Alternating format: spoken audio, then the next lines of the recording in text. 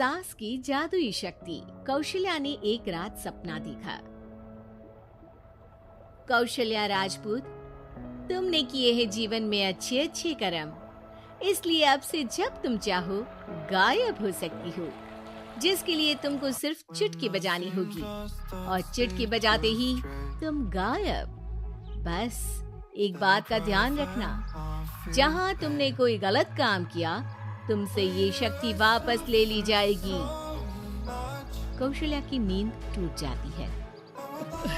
ये कैसा सपना था? गायब हो जाऊंगी मतलब? हे भगवान, कंबल ओढ़ के सो जाती हूँ, सपना कंबल के अंदर नहीं घुस पाएगा। कौशल्या डर के मारे कंबल ओढ़ के सो जाती है। सुबह कौशल्या मंदिर जाने लगती है। अरे बहू, जल्दी चल, भिखारियों को खाना भी तो खिलाना है। हाँ माँ जी, अभी आई। आज तो खीर और पूरी बने हैं, सब खुश हो जाएंगे। दोनों सास बहू कार से खाने का सामान लेकर मंदिर पहुँचते हैं और भगवान की आराधना के बाद मंदिर के बाहर बैठे भिखारियों को खाना खिलाने लगते हैं। दीदी, आप हर हफ्ते आते हो, इतना सारा करते हो हम लोगों के लिए। मैं आपके लिए रोज अलग से दुआ मांगता हूँ। ये तो फर्ज है हमारा। दीदी, थोड़ी पैसों की मदद हो जाती तो अच्छा होता। बड़े चौराहे पे मेरी बीवी भीख मांगती है, उसका इलाज करवाना है, 100-200 रुपए लग जाएंगे। कौशल्या उसी वक्त भिखारी को 500 का नोट दे देती है और दोनों सास बहू वहाँ से लौटने लगती हैं। तभी कौशल्या को कोई शंका होती है। अब बहू रुक, तो मैं अभी आई। कौशल्या वापस वहीं जाती है तो देखती है कि भिखारी वहाँ है ही नहीं।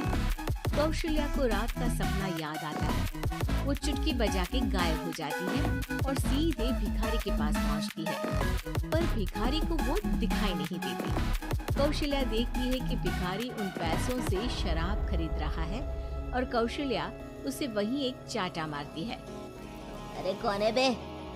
एक और चाटा पड़ता है। अरे कौन है? कौन है? हिम्मत है तो सामने आओ। भिखारी को झूठ बोलने पर तड़ातड़ चाटे पड़ते हैं। वो वहाँ से भाग खड़ा होता है। कौशल्या चुटकी बजा के वापस बहू के पास आ जाती है और मन ही मन सोचती है, ऐसे तो मैं कितने गलत काम रोक सकती हूँ, कितनी ताकतवर हूँ मैं, किसी को पता भी नहीं चलेगा। सासू माँ, आप क्या सोच रही हो? अब कुछ नहीं, कुछ भी तो नहीं। ठीक है, मुझे ना थोड़े पैसों की जरूरत थी। मेरे कजिन भाई है ना, उनकी तबीयत थोड़ी इधर उधर हो रही है। वो तो खुद से नहीं कहेंगे कि पैसे दे दो, पर बहन होने के नाते मेरा तो फर्ज बनता है ना कि भाई की मदद करूं। अरे हाँ हाँ, ले जाना पैसे। पैसे इसीलिए तो कमाते हैं कि जरूरत में काम आ सके। घर पहुंच के कौशल्या अपनी बहू को 10,000 रुपए दे देती है। कब जाएगी तू मायके? कल शाम की ट्रेन है। दोनों काम में लग जाती हैं। तभी काम वाली दीदी वहाँ आती है। आज ना मैं आप लोगों के लिए पनीर बनाऊंगी। ठीक है, मंगवा लेती हूँ पनीर। पड़ोस की दुकान वाला पनीर दे जाता है और काम वाली बाई पनीर से रेसिपी बनाने लगती है। आज अपनी सुपर पावर काम वाली बाई पे ट्राई करती हूँ। देखो तो सही, किचन में करती क्या है ये। सास चुटकी बजा के गायब हो जाती है और किचन में पहुंचती है। बाई को खबर भी नहीं है कि कौशल्या भी किचन में ही है। आज तो मैं भी पनीर की सब्जी बनाऊंगी रात को अपने घर। अब थोड़ा सा घी भी रख लेती हूँ। वैसे भी कौशल्या बुढ़िया खा खा के मोटी हो गई है। कौशल्या बाई की चोरी पकड़ लेती है और गुस्से में बाई की चोटी ऊपर उठा देती है। बाई को समझ भी नहीं आता कि उसकी चोटी खड़ी कैसे हुई। वो डर के मारे चीख पड़ती है। बहू भागते हुए किचन में आती है। अरे क्या हुआ? ये तुम्हारी चोटी खड़ी कैसे है? करंट लग गया है क्या? पता नहीं, शायद किचन में ना भूत है। बाई वहाँ से भाग खड़ी होती है और कौशल्या चुटकी बजा के अपने कमरे में टीवी देखने लगती है। बहू वहाँ जाती है। माँ जी, किचन में ना भूत है, बाई भाग गई। अरे भागने देना, भूत का तो पता नहीं, किचन में चोर जरूर था और वो थी अपनी काम वाली। अच्छा हुआ चली गई। बहू को कुछ समझ नहीं आया। उसने किचन में जो देखा उसके सदमे में जो थी वो अभी तक। अगले दिन बहू अपने मायके के लिए निकल जाती है। कहीं भिखारी और काम वाली की तरह बहू भी तो मुझे धोखा नहीं दे रही। अरे कहीं वो पैसे ले जाके शॉपिंग तो नहीं करने वाली ना। अभी पता लगाती हूँ, मुझसे कुछ छिपा है भला। जैसे भगवान सब देख रहा है वैसे ही मैं भी सब देख रही हूँ। सास को अपनी शक्ति पर घमंड आ गया था। वो अब अच्छे काम करने की जगह अपनी शक्ति का इस्तेमाल खुद का शक मिटाने के लिए कर रही थी। वो चुटकी बजाती ही बहू के मायके चली जाती है। भैया, आपने बताया क्यों नहीं कि इतनी तबीयत खराब है? अरे तेरी सास बूढ़ी हो गई है, इतना भला काम करती है, उनकी मदद कौन करता है? यहाँ तो और भी लोग हैं ना। भैया मेरे पास कुछ पैसे हैं, आप दूसरे डॉक्टर को दिखा दीजिए ना। अरे मुझे लगता है कि मेरा टाइम आ गया है, मुझे जाना होगा। कमरे में भाई की आत्मा को लेने यमदूत आ चुके थे। कौशल्या भले ही किसी को नहीं दिख रही थी, पर यमदूत ने उसे देख लिया। यही आत्मा है शायद, परछाई दिख रही है, पहले ही तैयार खड़ी है। अरे आप कौन हो? यमराज का नाम सुना है? हैं? आप यमराज हो क्या?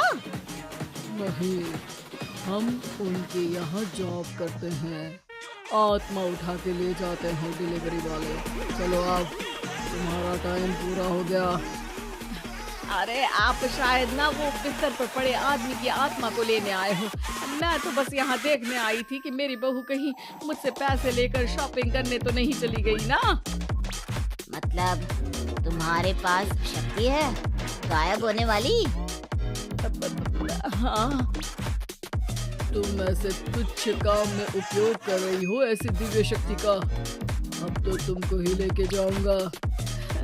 अरे नहीं, कल मुझे किटी पार्टी में भी तो जाना है। अब नरक में ही करना किटी पार्टी। नहीं। 3 बार नहीं क्यों बोल रही हो? टीवी सीरियल चल रहा है क्या एकता कपूर का? अरे प्लीज मुझे जाने दो। आप तो उस बीमार आदमी की आत्मा को लेने आए थे ना। गलत डिलीवरी करोगे तो यमराज डांटेगा ना। बात तो सही कर रही हो, पर हमको उस पे दया आ गई। अभी उसकी उम्र ही क्या है, पर कुछ तो लेके जाना पड़ेगा ना। एक काम करो, अपनी शक्ति दे दो गायब होने वाली। हैं? अरे क्यों? तुम पृथ्वीलोक का भ्रष्टाचार रोक सकती थी, चोरी रोक सकती थी, अरे कोरोना रोक सकती थी, पर तुमने अपनी बहू की जासूसी करना शुरू कर दिया। अरे लेकिन किंतु परंतु यमदूत सास की शक्ति लेके वापस चले जाते हैं। कौशल्या की परछाई हवा से नीचे गिरती है और जमीन पे आते आते कौशल्या का शरीर सामने आ जाता है। अरे लग गई, कितने ऊपर से फेंका। माँ जी, आप यहाँ ऊपर से कैसे गिरी? समधन जी, आप अचानक कमरे में। सब घबरा जाते हैं। सास बहू को सारी बात बता देती है। ये लो आपके 10,000 रुपये। आपको मुझ पे इतना भी भरोसा नहीं है? अरे बहन, मुझे दर्द नहीं हो रहा है, अचानक से सब अच्छा होने लगा है। अरे तो फिर बिस्तर से उठ जाओ और मुझे लेटने दो। गिरी हूँ ऊपर से तो पूरा बदन दुख रहा है। भाई को तो यमदूत ठीक करके जाते हैं, पर कौशल्या देवी दर्द के मारे बिस्तर पर आ जाती है।